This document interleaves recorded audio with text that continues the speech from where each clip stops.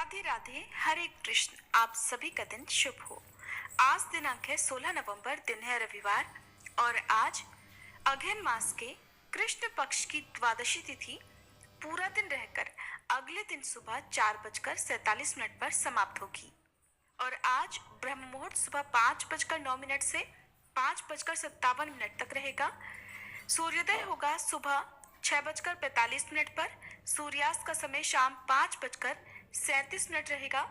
हस्त और चित्रा नक्षत्र का शुभ संयोग बन रहा है। साथ ही राहु काल का समय रहेगा शाम 4:30 से 6 बजे तक। आज आप सुनेंगे मार्गशीर्ष मास का 11वां अध्याय। उससे पहले सुनते हैं हर दिन की तरह सीता नित्यनेम की कहानी और माँ अन्नपूर्णा की कथा। इस कहानी को सीता माता कहती थी और प्रभु श्री राम सुना करते थे। एक दिन श्री राम भगवान को किसी काम के लिए बाहर जाना पड़ा तो सीता माता कहने लगी कि भगवान, मेरा तो 12 वर्ष का नित्यनेम है, अब आप बाहर जाएंगे तो मैं अपनी कहानी किसे सुनाऊंगी। तब श्री राम ने कहा कि सीते, आप कुएं की पाल पर जाकर बैठ जाना और वहां पर जो भी औरतें पानी भरने आएंगी उन्हें अपनी कहानी सुना दिया करना। सीता माता कुएं की पाल पर जाकर बैठ गई। तभी एक स्त्री आई। उसने रेशम की जरी की साड़ी पहन रखी थी और सोने का घड़ा ले रखा था। सीता माता उसे देखकर कहने लगी, बहन, मेरा 12 वर्ष का नित्यनेम सुन लो। पर वह स्त्री बोली कि मैं तुम्हारा नित्यनेम सुनूंगी तो मुझे तो घर जाने में देर हो जाएगी और मेरी सास मुझसे झगड़ा करेगी। इसलिए उसने कहानी नहीं सुनी और अपने घर चली गई। लेकिन उसके घर जाते ही उसकी रेशम जरी की साड़ी फट गई। सोने का घड़ा मिट्टी के घड़े में बदल गया। सासू ने देखा तो पूछा, अरे बहू, ये किसका दोष अपने सिर लेकर आ गई है।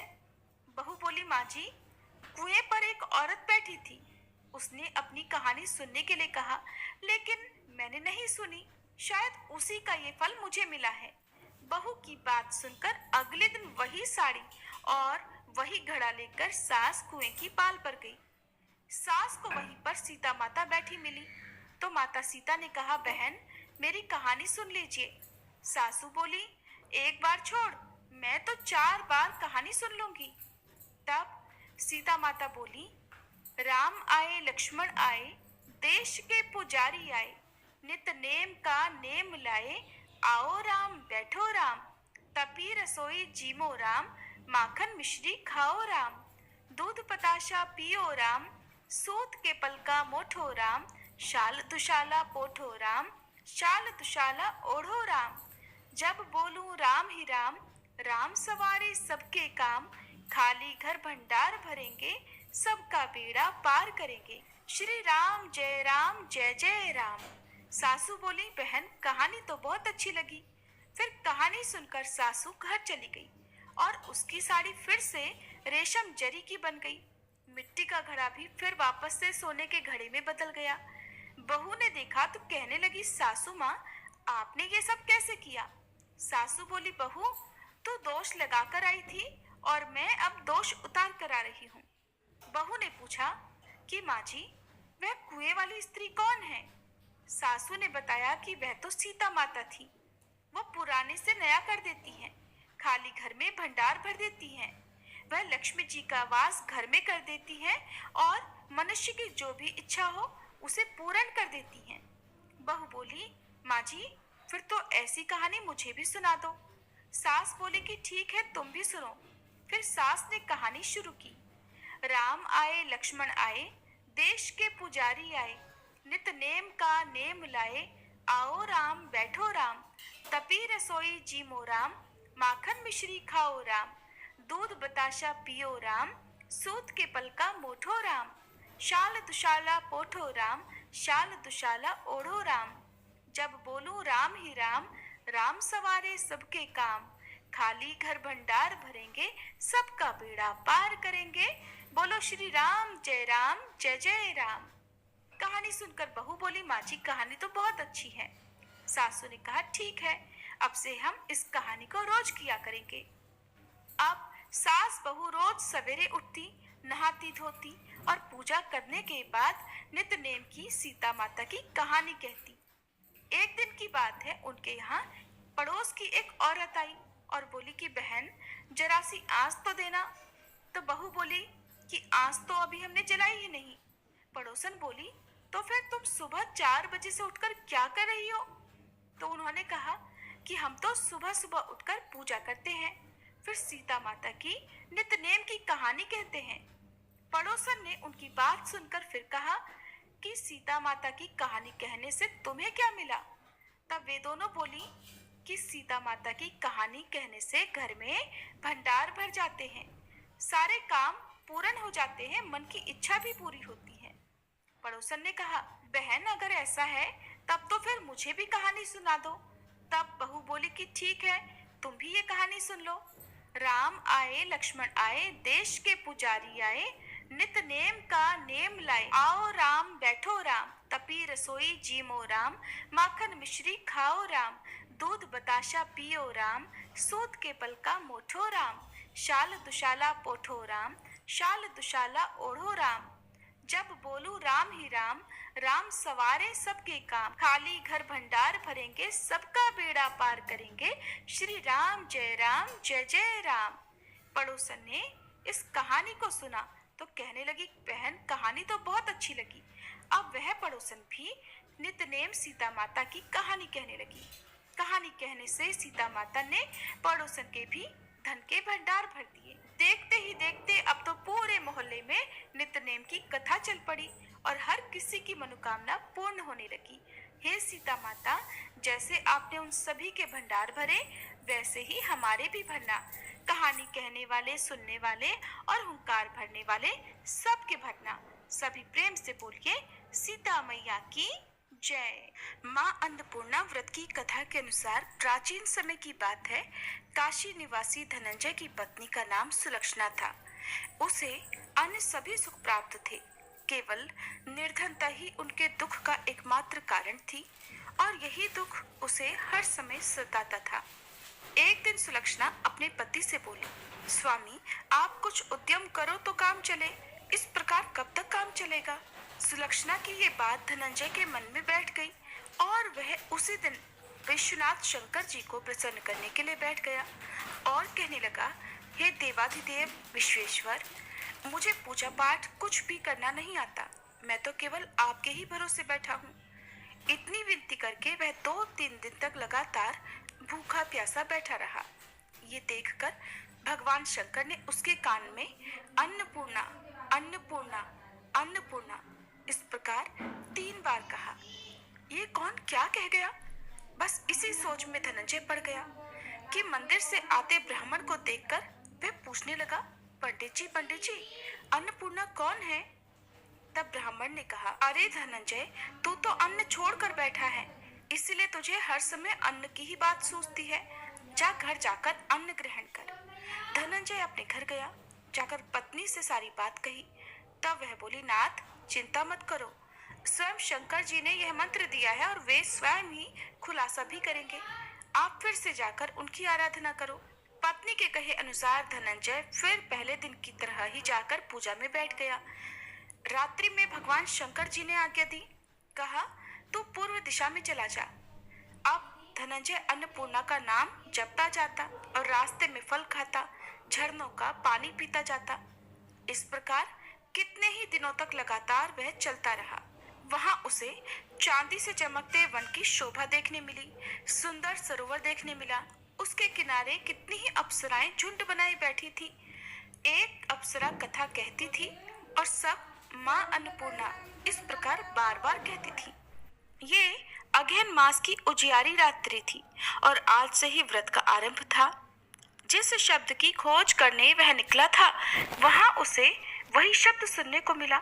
धनंजय ने तब उनके पास जाकर धीरे से पूछा, हे देवियों, आप ये सब क्या कर रही हो? तब उन सब ने कहा, हम सब माँ अन्नपूर्णा का व्रत कर रही हैं। व्रत करने से क्या होता है और क्या ये व्रत किसी ने किया भी है? इसे कब किया जाए, कैसे किया जाए और इसकी कैसी विधि है? मुझसे भी कहो।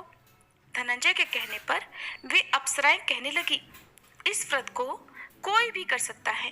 21 दिन व्रत करने के लिए 21 गांठ वाला सूत लेना, 21 दिन यदि ना कर पाए तो एक दिन का ही उपवास करें, और ये भी ना करें तो केवल कथा सुनकर ही प्रसाद ले लें।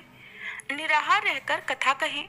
कथा सुनने वाला कोई ना मिले तो पीपल के पत्तों को रखकर सुपारी या घृत कुमारी यानी ग्वार पाठ को वृक्ष के सामने रखकर दीपक को साक्षी बनाकर सूर्य, गाय, तुलसी या महादेव को बिना कथाएं सुनाए मुख में अन्न मत डालना। यदि भूल से कुछ पड़ जाए तो एक दिवस फिर उपवास करें। व्रत के दिन क्रोध ना करें और झूठ ना बोलें। अप्सराओं के द्वारा विधि बताने पर धनंजय बोला, फिर बताइए इस व्रत के करने से क्या होगा? तब वे कहने लगी, इसके करने से अंधे को नेत्र मिल जाता है, लूलों को हाथ मिल जाता है, निर्धन के घर धन के भंडार भर जाते हैं, बांझन को संतान मिलती है, मूर्ख को विद्या मिलती है, और जो जिस कामना से व्रत को करता है माँ उसकी वह हर कामना पूर्ण करती है। धनंजय कहने लगा, बहनों, मेरे घर में भी धन नहीं है, विद्या नहीं है, कुछ भी तो नहीं है मेरे पास। मैं तो दुखिया ब्राह्मण हूँ, मुझे इस व्रत का सूत दोगी क्या? हाँ भाई, तेरा कल्याण हो, हम तुझे सूत देंगी, ले इस व्रत का मंगल सूत ले ले। तब धनंजय ने उन अप्सराओं से सूत लेकर व्रत को किया। व्रत पूरा हुआ। तभी सरोवर में से 21 खंड की स्वर्ण सीढ़ी हीरा मोती जड़ी हुई प्रकट हुई। धनंजय जय अन्नपूर्णा कहता जाता था। इस प्रकार जाने कितनी ही सीढ़ियां वह उतरता गया। तब अंदर जाकर उसने क्या देखा कि करोड़ों सूर्यों से प्रकाशमान माँ अन्नपूर्णा का मंदिर है। उसके सामने स्वर्ण सिंहासन पर माँ अन्नपूर्णा विराजमान है। सामने भिक्षा हेतु शंकर भगवान खड़े हैं। देवांगनाएं चवर डुला रही हैं। कितने ही हथियार बांधे पहरा दे रही हैं। धनंजय दौड़कर माँ जगदम्बा के चरणों में गिर पड़ा। देवी उसके मन का दुख जान गई। धनंजय हाथ जोड़कर कहने लगा, माता, आप तो अंतर्यामिनी हैं, आपको मैं अपनी दशा भला क्या बताऊं, आप तो सब कुछ जानती हैं। तब माता बोली, तुमने मेरा व्रत किया है, जा, संसार तुम्हारा सत्कार करेगा। माता ने धनंजय की जिह्वा पर बीज मंत्र लिख दिया। अब तो उसके रोम रोम में विद्या प्रकट हो गई। इतने में क्या देखता है कि वह काशी विश्वनाथ के मंदिर में खड़ा है। माँ का वरदान लेकर धनंजय घर आया। अपनी पत्नी सुलक्षणा से सारी बात कही। माता जी की कृपा से उसके घर में धन संपत्ति उमड़ने लगी। छोटा सा घर बहुत बड़ा गिना जाने लगा। जैसे शहद के छत्ते में मक्खियां जमा हो जाती हैं, उसी प्रकार अनेक सगे संबंधी आ आकर उसकी पढ़ाई करने लगे। कहने लगे, इतना धन और इतना बड़ा घर, सुंदर संतान नहीं है तो फिर इस कमाई को कौन भोगेगा? सुलक्षणा से तो कोई संतान हुई नहीं, इसलिए तुम दूसरा विवाह कर लो। अनिच्छा होते हुए भी धनंजय को दूसरा विवाह करना पड़ा और सती सुलक्षणा को सौतन का दुख झेलना पड़ा। इस प्रकार धीरे धीरे दिन बीतते गए। फिर अगहन मास आया। नए बंधन से बंधे पति से सुलक्षणा ने कहलवाया कि इस व्रत के प्रभाव से ही हम सुखी हुए हैं, इस कारण यह व्रत छोड़ना नहीं चाहिए। ये माता जी का प्रताप है जो हम इतने संपन्न और सुखी हुए हैं। सुलक्षणा की बात सुनकर धनंजय उसके यहाँ आया और व्रत में बैठ गया। नई बहू को इस व्रत के बारे में कुछ भी पता नहीं थी। वो तो धनंजय के वापस घर लौटने की राह देख रही थी। दिन बीतते गए और व्रत पूर्ण होने में केवल 3 दिन बाकी थे कि तभी नई बहू को खबर मिल गई। उसके मन में ईर्ष्या की ज्वाला दहक रही थी। वह सुलक्षणा के घर आ धमकी और उसने वहां भगदड़ मचा दी और वह मारे क्रोध के धनंजय को अपने साथ लिवा ले गई। नए घर में धनंजय को थोड़ी देर के लिए निद्रा ने आ दबाया। वह गहरी नींद सो गया और ठीक उसी समय नई बहू ने उसका व्रत का सूत तोड़कर आग में फेंक दिया। अब तो माता जी का कोप जाग गया। इधर माता क्रोधित हुई और उधर उसके घर में अचानक आग लग गई। सब कुछ जलकर खाक हो गया। सुलक्षणा जान गई और पति को फिर अपने घर ले आई। नई बहू रूठ कर अपने पिता के घर जा बैठी। पति को परमेश्वर मानने वाली सुलक्षणा बोली, नाथ, घबराना नहीं, माता जी की कृपा अलौकिक है। पुत्र कुपुत्र हो जाता है पर माता कभी कुमाता नहीं होती। इसलिए आप श्रद्धा और भक्ति से आराधना शुरू करो, वे हमारा कल्याण जरूर करेंगी। धनंजय फिर माता के पीछे पड़ गया। फिर वही सरोवर सीढ़ी प्रकट हुई। और उसमें वह माँ अन्नपूर्णा कहकर उतर गया। वहां जाकर माता के चरणों में करुण क्रंदन करने लगा, विलाप करने लगा। माता प्रसन्न होकर बोली, ये मेरी स्वर्ण की मूर्ति ले, उसकी पूजा करना तो फिर सुखी हो जाएगा। जा, तुझे मेरा आशीर्वाद है। तेरी पत्नी सुलक्षणा ने श्रद्धा से मेरा व्रत किया है, उसे मैंने पुत्र का वरदान दिया है। धनंजय ने आंखें खोली तो खुद को काशी विश्वनाथ के मंदिर में खड़ा पाया। वहां से फिर उसी प्रकार वह घर को आया। इधर सुलक्षणा गर्भवती हुई और 9 महीने पूरे होते ही उसके यहाँ पुत्र का जन्म हुआ। गांव में आश्चर्य की लहर दौड़ पड़ी। अब तो गांव में जिसकी कोई भी कामना होती वही मनौती मांगने लगता और इस तरह सभी लोगों की मनोकामनाएं पूर्ण होने लगी। इस तरह उसी गांव के निसंतान सेठ के पुत्र होने पर उसने माता अन्नपूर्णा का मंदिर बनवा दिया। उसमें माता जी धूमधाम से पधारी, यज्ञ हुआ और धनंजय को मंदिर के आचार्य का पद दे दिया गया। जीविका के लिए मंदिर की दक्षिणा और रहने के लिए बड़ा सुंदर सा भवन भी दिया गया। धनंजय पत्नी और पुत्र सहित वहां सुख से रहने लगा। माता जी के चढ़ावे में भरपूर आमदनी होने लगी। उधर नई बहू के पिता के घर डाका पड़ गया, सब कुछ लुट गया और वे भीख मांगकर अपना पेट भरने लगे। सुलक्षणा ने जब यह सुना तो उन्हें बुलावा भेजा और उनके आने पर उन्हें अलग घर में रख लिया और उनके अन्न वस्त्र का प्रबंध भी कर दिया। धनंजय, सुलक्षणा और उसका पुत्र माता जी की कृपा से आनंद से रहने लगे। माता जी ने जैसे उनके भंडार भरे वैसे सबके भंडार भरे। सभी प्रेम से बोलिए, अन्नपूर्णा माता की जय। अब सुनिए आज का अध्याय। अब गर्ग मुनि आगे बताते हुए कहते हैं कि हे नंद सुनो, माघ शुक्ल चतुर्दशी की शुभ बेला में इन बालकों का संस्कार करो। उस दिन गुरुवार है, रेवती नक्षत्र है, चंद्र और तारा शुद्ध है, मीन के चंद्रमा है, उस पर लग्नेश की पूर्ण दृष्टि है। उत्तम वणिज नामक करण है और मनोहर शुभ योग भी है। वो दिन परम दुर्लभ है, उसमें सभी उत्कृष्ट और उपयोगी योगों का उदय हुआ है। इसलिए पंडितों के साथ विचार करके उसी दिन प्रसन्नता पूर्वक संस्कार कर्म का संपादन करो। ऐसा कहकर गर्ग मुनि बाहर आकर बैठ गए। नंद और यशोदा जी को बड़ा हर्ष हुआ और वे संस्कार कर्म के लिए तैयारियां करने लगे। इसी समय गर्ग जी को देखने के लिए गोप गोपियां और बालक बालिकाएं नंद भवन में आ गईं।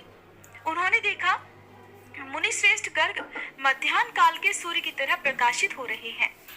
शिष्य समूहों से घिरे हुए ब्रह्म तेज से उद्भासित हो रहे हैं और प्रश्न पूछने वाले किसी सिद्ध पुरुष को वे बड़ी प्रसन्नता से गहन रहस्य समझा रहे हैं। नंद भवन की एक एक सामग्री को मुस्कुराकर देख रहे हैं और योग मुद्रा धारण किए हुए स्वर्ण सिंहासन पर बैठे हैं।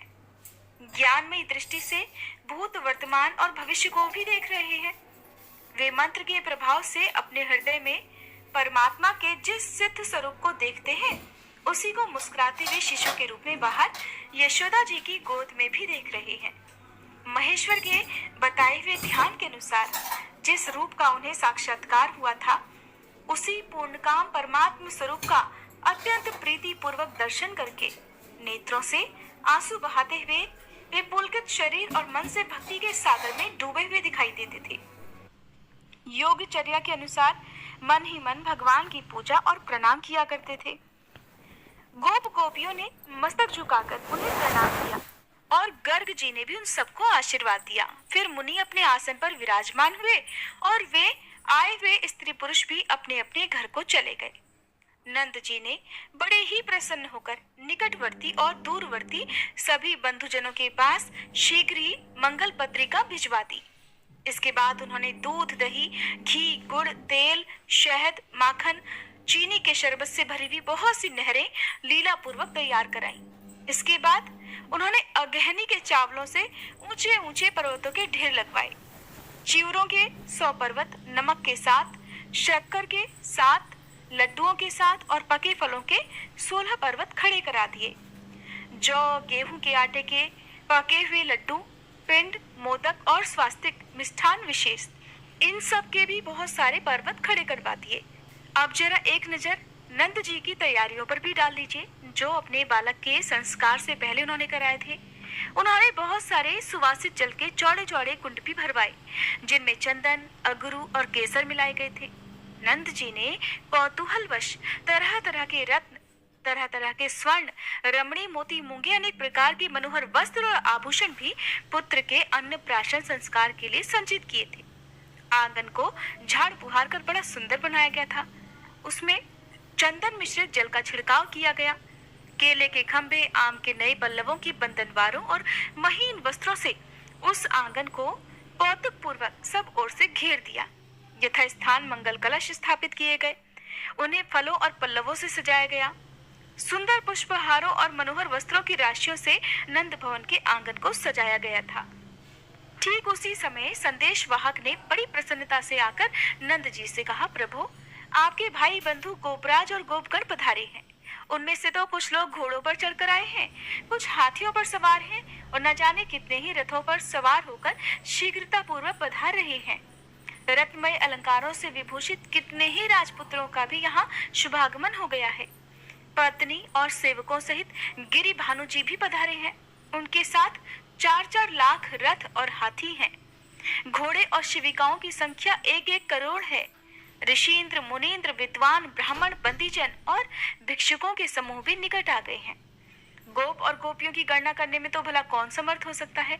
नंद जी, आप क्यों ना स्वयं बाहर चलकर देखें। आंगन में खड़े हुए दूत ने जब ऐसी बात नंद जी से कही, तब उसे सुनकर ब्रजराज नंद जी स्वयं ही उन समागत अतिथियों के पास आए। उन सबको साथ लेकर उन्होंने आंगन में बिठाया और तत्काल ही उनका पूजन किया। ऋषि आदि के समुदाय को उन्होंने धरती पर माथा टेक कर प्रणाम किया। फिर एकाग्र चित्त होकर उन सब के लिए पाद्य आदि समर्पित किए। उस समय नंद गोकुल तरह तरह की वस्तुओं और गोप बंधुओं से भर गया था। वहां कोई किसी के शब्द को नहीं सुन सकता था। साक्षात कुबेर ने श्री कृष्ण की प्रसन्नता के लिए वहां 3 मुहूर्त तक सोने की वर्षा करके गोकुल को सोने से भी भर दिया। नंद जी की ये संपत्ति देखकर उनके भाई बंधु लज्जा से नतमस्तक हो गए। उन्होंने अपने कौतूहल को छिपा लिया। नंद जी ने नित्य कर्म करके पवित्र होकर 2 धुले वस्त्र धारण किए। चंदन, अगरू, कस्तूरी और केसर से अपने मस्तक आदि अंगों में तिलक किया। इसके बाद गर्ग जी और मुनीश्वरों की आज्ञा लेकर ब्रजेश्वर नंद दोनों पैर धोकर सोने के मनोहर पीढ़े पर बैठ गए। उन्होंने श्री हरि का स्मरण करके आचमन किया। फिर ब्राह्मणों से स्वस्ति वाचन कराकर वेदोक्त कर्म का संपादन करने के बाद बालक को भोजन कराया। आनंद मगन हुए नंद जी ने मुनिवर गर्ग के कहे अनुसार शुभ बेला में बालक का मंगलमय नाम रखा कृष्ण। इस प्रकार जगदीश्वर को घी मिला हुआ भोजन कराकर उनका नामकरण करने के बाद नंद राय जी ने बाजे बजवाए और मंगल गान करवाए। फिर उन्होंने ब्राह्मणों को बड़ी ही प्रसन्नता से नाना प्रकार के स्वर्ण, तरह तरह के धन, भक्ष्य पदार्थ और वस्त्र दिए।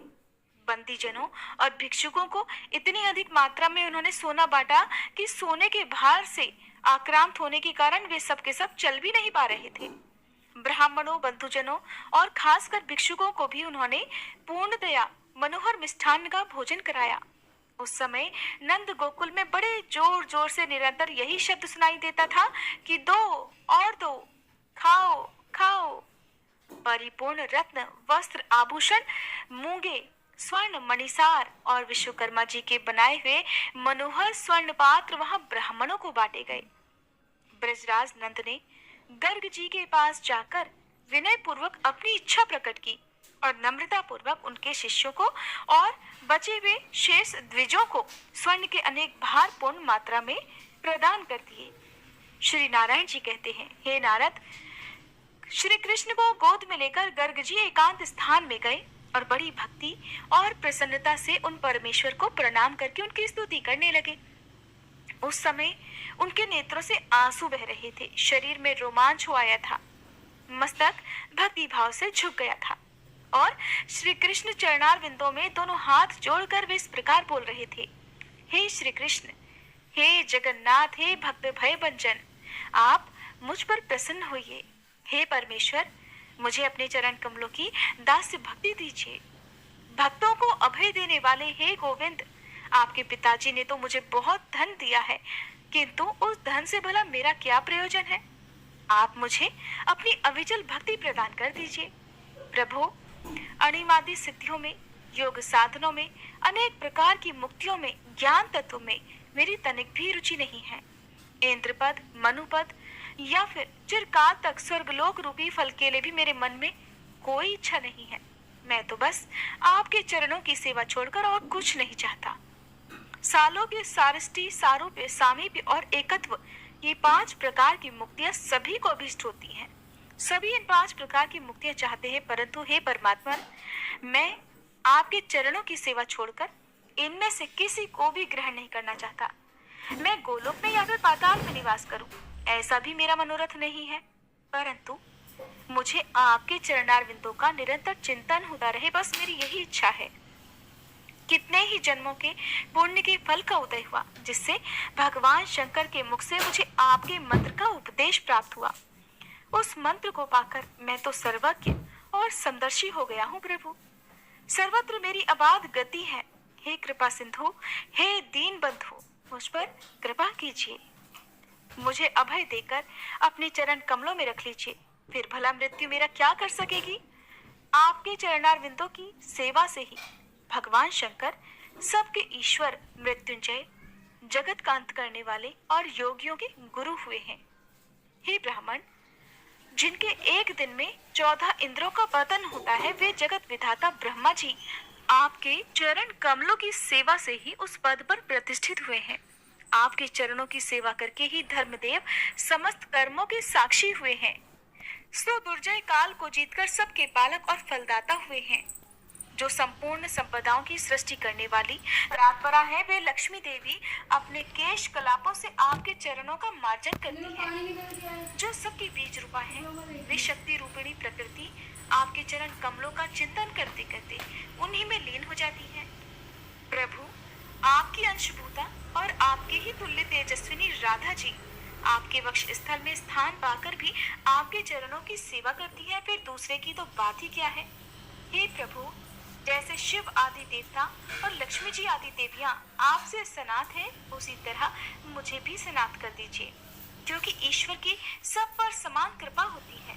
नाथ, मैं घर को नहीं जाऊंगा, आपका दिया हुआ ये धन भी नहीं लूंगा, बस मुझ अनुरागी सेवक को अपने चरण कमलों की सेवा में रख लीजिए। इस प्रकार स्तुति करके गर्ग जी नेत्रों से आंसू बहाते हुए श्री कृष्ण के चरणों में गिर पड़े और जोर जोर से रोने। उस समय भक्ति के उद्वेग से उनके शरीर में भारी रोमांच हुआ था। गर्ग जी की बात सुनकर भक्त वत्सल श्री कृष्ण हंस पड़े और बोले, मुझ में तुम्हारी अविचल भक्ति रहे। जो मनुष्य गर्ग जी द्वारा किए गए इस स्तोत्र का तीनों संध्याओं के समय पाठ करता है, वह श्री हरि की सुदृढ़ भक्ति, दास्य भाव और उनकी स्मृति का सौभाग्य तो अवश्य ही प्राप्त कर लेता है। इतना ही नहीं, वह श्री कृष्ण भक्तों की सेवा में तत्पर होकर जन्म, मृत्यु, जरा, रोग, शोक और मोह आदि के संकट से भी पार हो जाता है। श्री कृष्ण के साथ रहकर सदा आनंद भोगता है और श्री हरि से फिर कभी उसका वियोग नहीं होता। भगवान नारायण कहते हैं, नारद, श्री हरि की इस प्रकार स्तुति करके गर्ग मुनि ने उन्हें नंद जी को दे दिया और प्रशंसा पूर्वक कहा, गोपराज, अब मैं घर को जाता हूँ, आज्ञा दो। अहो, कैसी विचित्र बात है कि संसार मोहजाल से जकड़ा हुआ है। जैसे समुद्र में फेन उठता और मिटता रहता है, ठीक उसी प्रकार इस भवसागर में मनुष्यों को संयोग और वियोग का अनुभव होता रहता है। गर्ग जी की ये बात सुनकर नंद जी उदास हो गए, क्योंकि साधु पुरुषों के लिए सत्पुरुषों का वियोग मरण से भी अधिक कष्टदायक होता है। संपूर्ण शिष्यों से घिरे हुए मुनिवर गर्ग जब जाने को तैयार हुए, तब रोते हुए नंद आदि सभी गोप गोपियों ने अत्यंत प्रीति पूर्वक, अत्यंत विनीत भाव से उन्हें प्रणाम किया। उन सबको आशीर्वाद देकर मुनि श्रेष्ठ गर्ग जी सानंद मथुरा को पधार गए। ऋषि मुनि और प्रिय बंधु वर्ग सभी धन से संपन्न होकर अपने अपने घर को चले गए। फिर सभी बंदी जन भी पूर्ण मनोरथ होकर अपने अपने घर को लौट गए। उन सबको मीठे पदार्थ, वस्त्र, उत्तम श्रेणी के अश्व और सोने के आभूषण प्राप्त हुए थे। तले तक भरपेट भोजन करके तृप्त हुए भिक्षुकगण बड़ी प्रसन्नता के साथ अपने घर को लौट गए। वे स्वर्ण और वस्त्रों के भारी भार से थककर चलने में भी असमर्थ हो गए थे। कोई धीरे धीरे चलते, कोई विश्राम करने के लिए धरती पर ही सो जाते और कुछ लोग तो मार्ग में उठते बैठते जाया करते। कोई वहां सानंद हंसते हुए देख जाते थे। कपर्तकों और अन्य वस्तुओं के जो बहुत से शेष भाग बच गए थे, उन्हें कुछ लोग ले लेते थे। कुछ लोग खड़े होकर दूसरों को वे वस्तुएं दिखाते थे। कुछ लोग नृत्य करते थे और कितने ही लोग वहां गीत गाते थे। कोई नाना प्रकार की प्राचीन गाथाएं कहते थे। राजा मरुत, श्वेत, सगर, मानधाता, उत्तानपाद, नहुष और नल आदि की जो कथाएं हैं उन्हें सुनाते थे। श्री राम के अश्वमेध यज्ञ की और राजा रंतिदेव के दान कर्म की भी गाथाएं गाते थे। कोई ठहर ठहर कर, कोई सो सोकर यात्रा करते थे। इस प्रकार सभी लोग प्रसन्नता पूर्वक अपने अपने घरों को चले गए। हर्ष से भरे हुए नंद जी और यशोदा जी दोनों दंपत्ति अपने बालक कृष्ण को गोद में लेकर कुबेर भवन के समान रमणीय अपने भव्य भवन में रहने लगे। इस प्रकार अब वे दोनों बालक शुक्ल पक्ष के चंद्रमा की तरह घर में बढ़ने लगे। अब वे गौओं की पूंछ और दीवार पकड़कर खड़े होने लगे। थोड़ा थोड़ा उन्होंने चलना सीख लिया था। हर दिन आधा शब्द या चौथाई शब्द बोल पाते थे। मुने आंगन में चलते हुए वे दोनों भाई अब माता पिता की खुशियां बढ़ाने लगे। कोई भी नन्हा बालक जब पहली बार तुतला कर कोई शब्द बोलता है, शब्द बोलना सीखता है या फिर पहली बार अपने नन्हे नन्हे कदम बढ़ाना सीखता है, खड़ा होना चलना सीखता है, तो उसके माता पिता को जो खुशी होती होगी वही खुशी, वही अपार प्रसन्नता नंद जी और यशोदा जी को भी हो रही थी। अब नन्हे श्री कृष्ण दो एक पग चलने में समर्थ हो गए। डगमगाते हुए वो धीरे धीरे चलने की कोशिश करते। घर में और आंगन में अब वे घुटनों के बल चलने फिरने लगे। संकर्षण की अवस्था बालक श्री कृष्ण से 1 साल अधिक थी। वे दोनों भाई अपने माता पिता का आनंद वर्धन करते हुए अर्थात उनकी खुशियां बढ़ाते हुए दिनों दिन बड़े होने लगे। माया से शिशु रूपधारी वे दोनों बालक गोकुल में विचरते हुए अच्छी तरह चलने में भी समर्थ हो गए। अब वे साफ साफ शब्द भी बोल लेते थे। मुने गर्ग जी मथुरा में वसुदेव जी के घर गए। उन्होंने पुरोहित जी को प्रणाम किया और अपने दोनों पुत्रों का कुशल समाचार पूछा। गर्ग जी ने उनका कुशल मंगल सुनाया और नामकरण संस्कार के उस भारी और महान उत्सव की भी चर्चा की। वह सब सुनने मात्र से वसुदेव जी आनंद के आंसुओं में डूब गए। देवकी जी भी बड़े प्रेम से बार बार अपने बच्चों का समाचार पूछने लगती। वे आनंद के आंसू बहाती हुई बार बार कभी जोर से तो कभी धीरे धीरे रोने लगती। गर्ग जी उन दोनों दंपत्ति को आशीर्वाद देकर सानंद अपने घर को चले गए। इधर देवकी जी और वसुदेव जी भी अपने घर में निवास करने लगे।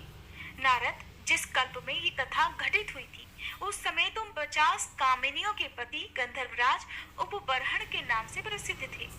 वे सब सुंदरियां तुम्हें प्राणों से बढ़कर प्रिय मानती थी और तुम श्रृंगार में निपुण नवयुवक थे। तदंतर ब्रह्मा जी के श्राप से एक ब्राह्मण की दासी के पुत्र हो गए। उसके बाद वैष्णवों की जूठन खाने से अब तुम ब्रह्मा जी के पुत्र हुए हो। श्री हरि की सेवा से सर्वदर्शी और सर्वज्ञ भी हो गए हो और पूर्व जन्म की सभी बातों को याद रखने में भी समर्थ हो। श्री कृष्ण का ये चरित्र उनके नामकरण और अन्नप्राशन आदि का वृत्तांत कहा गया। ये जन्म, मृत्यु और जरा का नाश करने वाला है। अब उनकी अन्य लीलाएं भी बता रहा हूँ, वो भी ध्यान पूर्वक सुनो। भगवान नारायण कहते हैं, नारद, एक दिन नंदरानी यशोदा जी स्नान करने के लिए यमुना नदी के तट पर गई। इधर मधुसूदन श्री कृष्ण दही और माखन से भरे पूरे घर को देखकर बड़े प्रसन्न हुए। घर में जो भी दूध, दही, घी या मक्खन रखा हुआ था वो सब आप भोग लगा गए। छकड़े पर जो मधु, मक्खन और मिठाइयाँ लदी हुई थी, जो दूध से बनी हुई थी, उससे भी खा पीकर और अपने कपड़ों से अपना मुंह पोंछने की तैयारी कर ही रहे थे कि इतने में ही गोपी यशोदा जी स्नान कर अपने घर लौट आई। उन्होंने बाल कृष्ण को देखा। घर में जितने भी दही, दूध आदि के मटके थे वो सब फूटे हुए और जमीन पर पड़े हुए खाली दिखाई दिए। शहद आदि के जो बर्तन थे वो भी एकदम खाली हो गए थे। ये सब देखकर यशोदा मैया ने बाकी बालकों से पूछा, अरे ये तो बड़ा अद्भुत कर्म है। बच्चों, तुम सच सच बताओ, किसने ये शरारत की है? यशोदा जी की बात सुनकर सभी बालक एक साथ बोल उठे, मैया, हम सच कहते हैं, तुम्हारा लाला ही सब खा गया। हम लोगों को तो इसने बिल्कुल भी नहीं दिया, चखने भी नहीं दिया मैया। बालकों का ये वचन सुनकर अब तो यशोदा जी बड़ी कुपित हो गई। लाल लाल बड़ी बड़ी आंखें करके हाथ में छड़ी लेकर कान्हा जी के पीछे दौड़ी। इधर गोविंद भाग निकले, मैया उन्हें पकड़ ही नहीं सकी। भला जो शिव आदि के ध्यान में भी नहीं आते, योगियों के लिए भी जिन्हें पकड़ पाना बड़ा कठिन है, उन्हें यशोदा जी भला कैसे पकड़ पाती। अब यशोदा जी पीछे पीछे और नटखट कान्हा जी आगे आगे। यशोदा जी पीछा करते करते थक गई, सारा शरीर पसीने से लथपथ हो गया और मन में क्रोध करके वो एक तरफ खड़ी हो गई। अब भागने से और गुस्से से उनके कंठ, ओठ और तालू भी सूख गए थे। अब ऐसे तो भगवान का पीछा करके उनको पकड़ पाना बड़ा ही कठिन था, लेकिन अपनी माँ को इस प्रकार थकी हुई देखकर कृपालु पुरुषोत्तम जगदीश्वर श्री कृष्ण मुस्कुराते हुए उनके सामने ही आकर खड़े हो गए। अब खुद ही सोचिए उस माँ की मनोदशा क्या होगी जिसके घर में कई हफ्तों का जमा हुआ दूध, दही, घी, मक्खन और दूध से बनी हुई मिठाइयाँ कोई एक पल में ही चट कर जाए। अब जब अपने ही घर का बालक इतनी बड़ी शरारत करे तो उसे सजा देना, उसे सुधारना भी तो जरूरी होता है ना। अब मधुसूदन को उन्होंने घर आकर वस्त्र से वृक्ष में बांध दिया। उन्होंने श्री कृष्ण को बांधकर अपने घर में जाकर अपना काम करना शुरू कर दिया। उधर जगतपति परमेश्वर श्री हरि उस वृक्ष की जड़ के पास ही खड़े रहे। हे नारद, श्री कृष्ण के स्पर्श मात्र से ही वह पर्वताकार वृक्ष, बड़ा भयानक, बड़ा विशाल वृक्ष सहसा ही भयानक शब्द करके वहीं गिर पड़ा। उस वृक्ष से सुंदर वेशधारी एक दिव्य पुरुष प्रकट हुआ। वह रत्नमय अलंकारों से विभूषित गौरवन और किशोर अवस्था का था। स्वर्णमय श्रृंगार से विभूषित जगदीश्वर श्री कृष्ण को प्रणाम करके वह दिव्य पुरुष मुस्कुराता हुआ दिव्य रथ पर आरूढ़ हो गया और अपने घर को चला गया। वृक्ष को गिरते हुए देखकर यशोदा जी भय से त्रस्त हो गई। उन्होंने सोचा, अरे इसी वृक्ष से तो मैंने अपने कान्हा को बांध कर रखा था, इस वृक्ष को गिरने से कहीं मेरे लाल को कुछ हो तो नहीं गया। ये सोचकर वो रोते हुए दौड़ते हुए अपने बालक के पास आई। वहां पर उन्होंने कान्हा जी को स्वस्थ देखा तो उन्होंने अपने लाल को उठाकर छाती से लगा लिया। इतने में ही गोकुल के सभी गोप और गोपियां उनके घर में आ पहुंची। वे सब की सब लगी यशोदा जी को फटकारने कि इतने छोटे से बालक को इतनी बड़ी सजा देना कहाँ की बुद्धिमानी है। अब उन सभी ने प्रसन्नता पूर्वक शिशु की रक्षा के लिए शांति कर्म किया। अब सारी गोपियां यशोदा जी को समझाने लगी, कहने लगी, नंदरानी, इतनी वृद्धावस्था में तो तुम्हें बड़ी मुश्किल से ये पुत्र प्राप्त हुआ है। संसार में जो भी धन धान्य और रत्न आदि है वो सब पुत्र के लिए ही तो है। और आज हमने सचमुच ये जान लिया कि तुम्हारे भीतर सुबुद्धि नहीं है। अरे खाने पीने की जो वस्तुएं तुम्हारे पुत्र ने अगर नहीं खाई तो वो तो इस धरती पर निष्फल ही है। अरे ओ निष्ठुर, तुमने दही दूध के लिए अपने इतने नन्हे लाला को वृक्ष की जड़ में बांध दिया और स्वयं घर के कामकाज में लग गई। दैववश वृक्ष गिर पड़ा, किंतु हम गोपियों के सौभाग्य से वृक्ष के गिरने पर भी उस बालक का बाल विवाह का नहीं हुआ, वो जीवित बच गया। अरे मूढ़े, अगर बालक नष्ट हो जाता, उसे कुछ हो जाता तो इन दूध दही माखन का भला क्या करती। श्री नंद जी ने भी यशोदा जी को ही उलाहना दिया। ब्राह्मणों और पंडितजनों ने बालक को शुभ आशीर्वाद दिया। फिर सब ने मिलकर ब्राह्मणों से श्री कृष्ण का नाम कीर्तन करवाया। नारद जी ने पूछा, हे भगवान, ये सुंदर वेशधारी पुरुष कौन था जो गोकुल में वृक्ष होकर रहा करता था? किस कारण से उसे वृक्ष होना पड़ा? भगवान नारायण बोले, एक बार कुबेर पुत्र नलकूबर अप्सरा रंभा के साथ नंदन वन में चला गया। वहां उसने तरह तरह से विहार किए। उसी समय महर्षि देवल उधर से निकले। उनकी दृष्टि नलकूबर और रंभा पर पड़ गई। इधर मुनि को देखकर भी नलकूबर और रंभा ने उठकर उनका सम्मान नहीं किया। मुनिवर देवल उन दोनों की ऐसी दुर्वृत्ति देखकर कुपित हो गए और उन्हें श्राप देते हुए बोले, नलकूबर, तुम गोकुल में जाकर वृक्ष रूप धारण करो, फिर श्री कृष्ण का स्पर्श पाकर तुम अपने भवन में वापस लौट आओगे। और रंभा, तुम भी मनुष्य योनि में जन्म लेकर राजा जन्मेजय की सौभाग्यशालिनी पत्नी बनो। अश्वमेध यज्ञ में इंद्र का स्पर्श पाकर तुम फिर स्वर्ग में चली जाओगी। वह नलकूबर ही ये वृक्ष बना और रंभा ने भारत में राजा सुचंद्र की कन्या रूप से जन्म लेकर जन्मेजय की महारानी बनने का सौभाग्य प्राप्त किया। जन्मेजय के अश्वमेध यज्ञ में इंद्र ने महारानी को स्पर्श कर लिया। इससे उसने योगावलंबन करके देह को त्याग कर दिया और फिर वह स्वर्ग धाम को चली गई। महामुने, इस प्रकार मैंने अर्जुन वृक्ष के भंग होने और नलकूबर और रंभा के श्राप से मुक्त होने का सारा वृत्तांत कह सुनाया।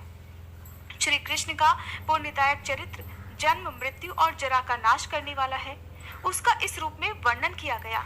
अब उनकी दूसरी लीलाओं का भी वर्णन करता हूँ, सुनो।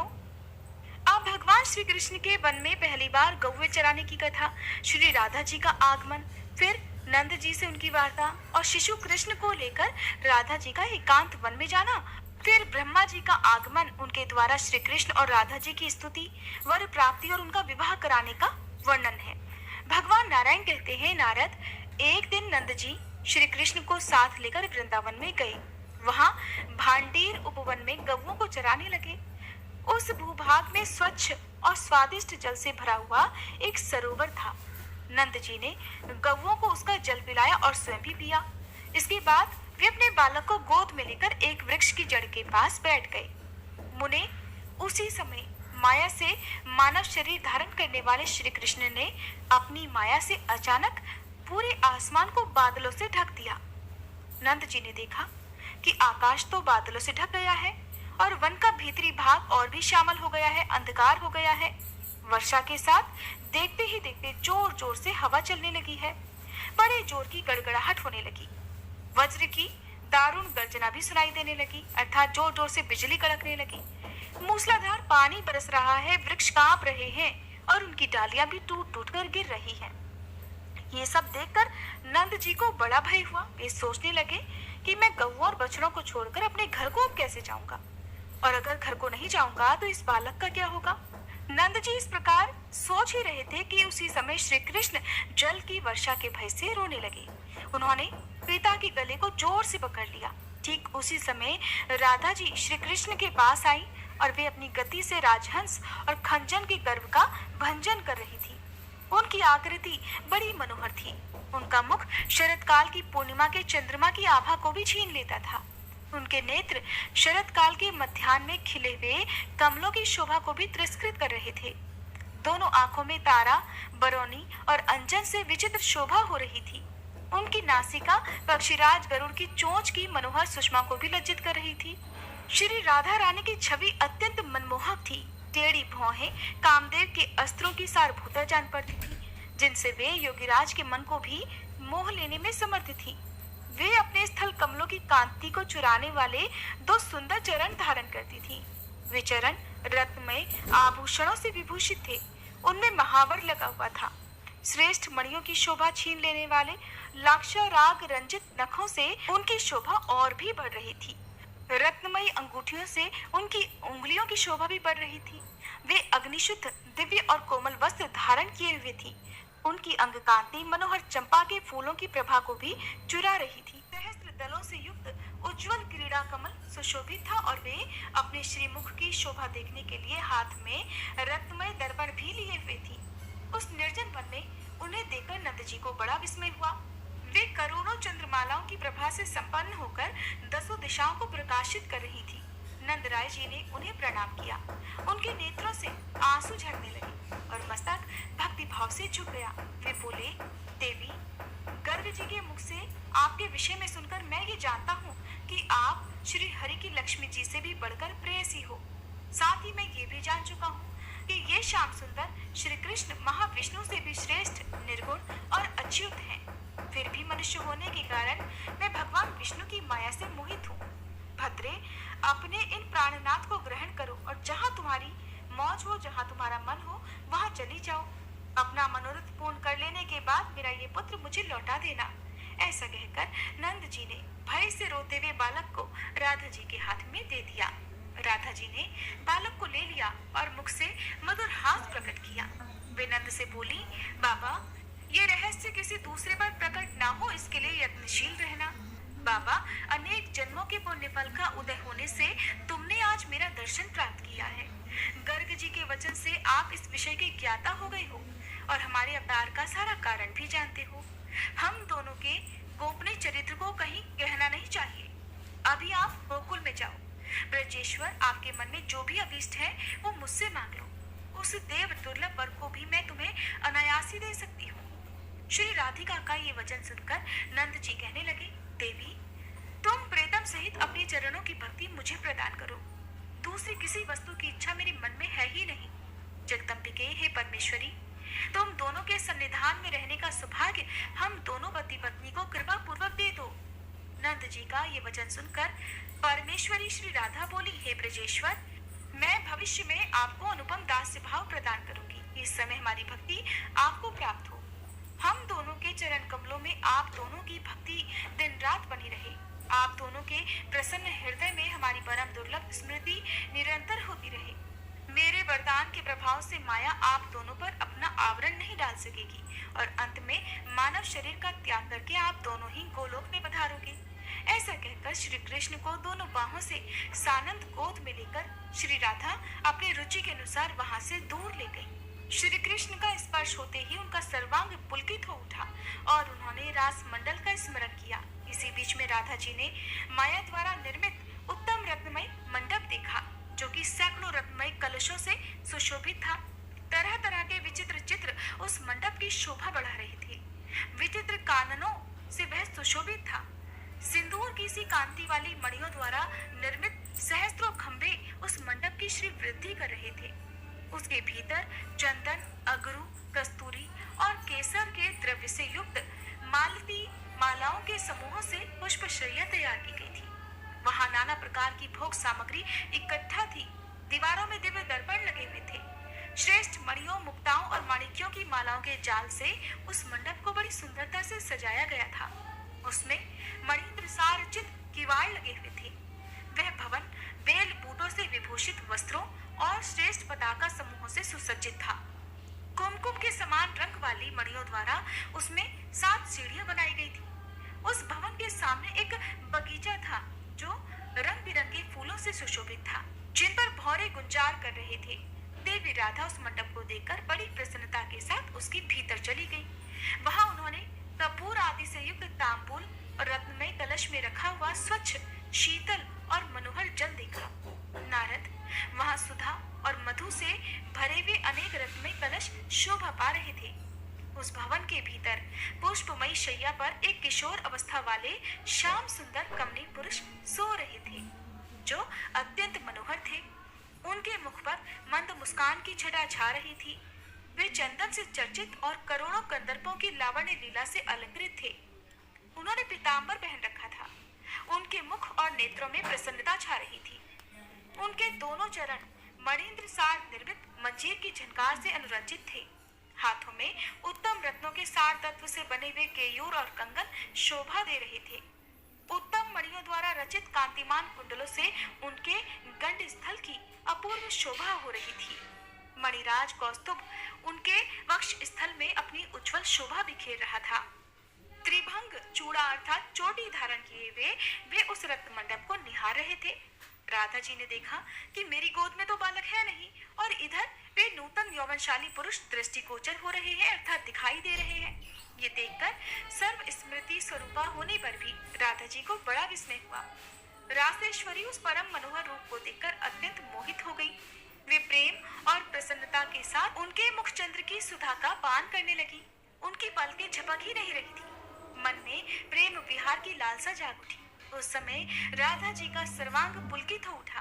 वे मंद मंद मुस्कुराती हुई प्रेम वेदना से व्यथित हो उठी।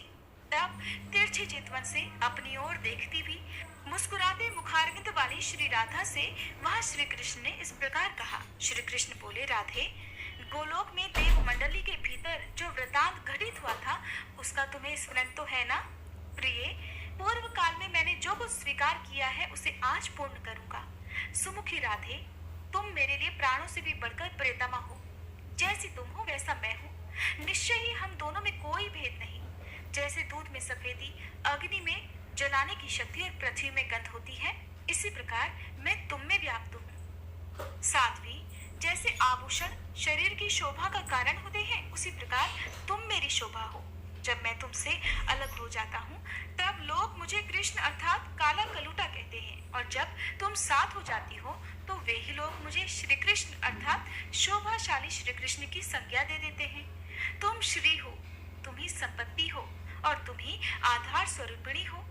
तुम सर्वशक्ति स्वरूपा हो और मैं अविनाशी सर्वरूप हूँ। जब मैं तेजस स्वरूप होता हूँ तब तुम तेजो रूपिणी हो जाती हो। जब मैं शरीर रहित होता हूँ तब तुम भी अशरीरिणी हो जाती हो। सुंदरी, मैं तुम्हारे सहयोग से ही सदा सर्व बीज स्वरूप होता हूँ। ब्रह्मा, अनंत, शिव, धर्म, नर, नारायण, ऋषि, कपिल, गणेश और कार्तिकेय जी भी मुझे प्रिय हैं। लक्ष्मी, सरस्वती, दुर्गा, सावित्री, प्रकृति, ये देवियां और देवता भी मुझे प्रिय हैं।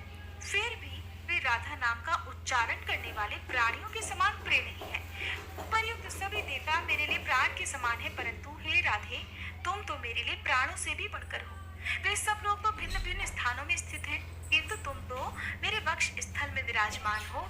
जो मेरी चतुर्भुज मूर्ति अपनी प्रिया को वक्ष स्थल में धारण करती है, वही मैं श्री कृष्ण स्वरूप होकर सदा स्वयं तुम्हारा भार वहन करता हूँ। जो जीवन भर 16 उपचार अर्पित करके मेरी सेवा करते हैं, उन पर मेरी जो प्रीति होती है, वही प्रीति राधा शब्द के उच्चारण से होती है, बल्कि उससे भी अधिक प्रीति राधा नाम के उच्चारण से होती है। राधे, मुझे तुम उतनी प्रिय नहीं हो जितना तुम्हारा नाम लेने वाला प्रिय है। राधा नाम का उच्चारण करने वाला पुरुष मुझे राधा से भी अधिक प्रिय है। ऐसा कहकर श्री कृष्ण उस मनोरम शैया पर विराजमान हुए।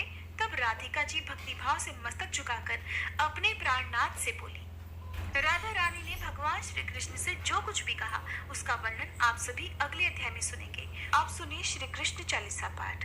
बंशी शोभित कर मधुर, नील जलद तन श्याम, अरुण अधर जनु बिंबा फल, नयन कमल अभिराम, पूर्ण इंद्र अरविंद मुख, पीतांबर शुभ साज, जय मन मोहन मदन छवि, कृष्ण चंद्र महाराज, जय यदुनंदन, जय जगवंदन, जय वसुदेव देवकी नंदन, जय यशोदासुत नंद दुलारे, जय प्रभु भक्तन के त्रिगतारे, जय नट नागर नागन थैया, कृष्ण कन्हैया धेनु चरैया, मुनि नख पर प्रभु गिरवर धारो, आओ दीनन कष्ट निवारो, वंशी मधुर अधर धर तेरी, होवे पूर्ण मनोरथ मेरो,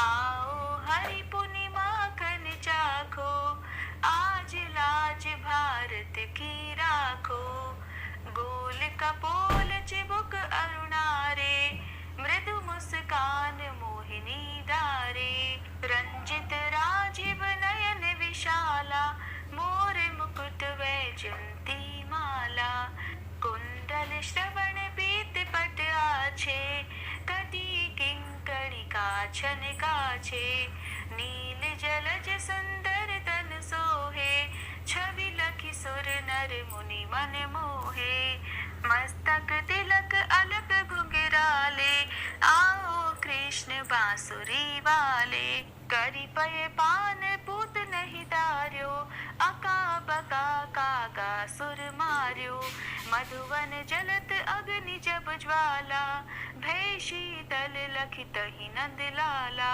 सुरपति जब ब्रज चढ़ियो रिसाई, मसूर धार वारी वर्षाई, लगत लगत ब्रज चहन बहायो, गोवर्धन नख धारी बचायो, लखिय सुदा मन भ्रम अधिकाई, मुख मह 14 भुवन दिखाई, दुष्ट कंस अति उधम मचायो, कोटि कमल जब फूल मंगायो, नाथी काली यही तब तुम लीने, चरण चिन्ह दे निर्भय कीन्हे, करी गोपिन संग रास विलासा, सबकी पूरन करी अभिलाषा, केतिक महा असुर संग हार्यो, कंस ही केस पकड़ दे मार्यो, मात पिता की बंदी छुड़ाई, उगर सेन कह राज दिलाई, मही से मृतक छहु सुत लायो, मातु देव की शोक मिटायो, भौमासुर मुर दैत्य चीर संहारो, लाए षटदश सहस कुमारो। दे भी नहीं तृण चीर संहारा, जरा सिंधु राक्षस कह मारा। असुर बकासुर आदिक मार्यो, भक्तन के तब कष्ट निवार्यो। दीन सुदामा के दुख तार्यो, तंदुल तीन मूठ मुख डार्यो। प्रेम के साग विदुर घर मांगे, दुर्योधन के मेवा त्यागे। लखी प्रेम की महिमा भारी, ऐसे श्याम दीन हितकारी। भारत के पारथ रथ हाके, लिए चक्र कर नहीं बल ताके। निज गीता के ज्ञान सुनाए, भक्तन हृदय सुधा वर्षाए। मीरा थी ऐसी मत वाली, विष पी गई बजा कर ताली। राणा भेजा सांप पिटारी, शालिग्राम बने बनवारी। निज माया तुम विधि दिखायो, उरते संशय सकल मिटायो। तब शत निंदा करि तत्काला, जीवन मुक्त भयो शिशुपाला। जब ही द्रौपदी टेर लगाई, दीनानाथ लाज अब जाई। तुरत ही वसन बने नंद लाला, बढ़े चीर भय अरि मुँह काला। असनाथ के नाथ कन्हैया, डूबत भंवर बचावत नैया। सुंदर दास आस उरधारी, दया दृष्टि की जय बनवारी। नाथ सकल मम कुमति निवारो, क्षमहु बेगी अपराध हमारो। खोलो पट अब दर्शन दीजे, बोलो कृष्ण कन्हैया की जय। बोलो कृष्ण कन्हैया की जय, बोलो कृष्ण कन्हैया की जय। ये चालीसा कृष्ण का पाठ करे उरधारी, अष्ट सिद्धि नवनिधि फल लहे पदार्थ चारी। बोलो श्री कृष्ण भगवान की जय।